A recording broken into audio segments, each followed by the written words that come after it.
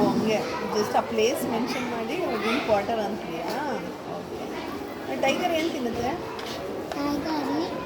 Meet means what? Meet ಅಂದ್ರೇನು?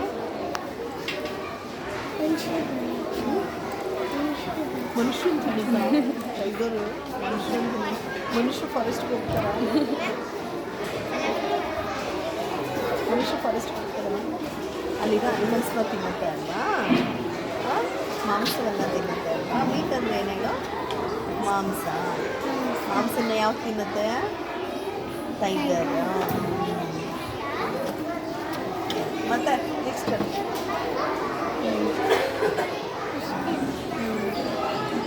ಯಾರು ಮಾಡಿದ್ದು? ಅಕ್ಕ ಮಾಡ್ಕೊಟ್ರಾ?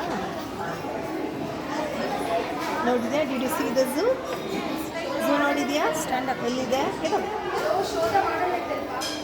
Where is the zoo?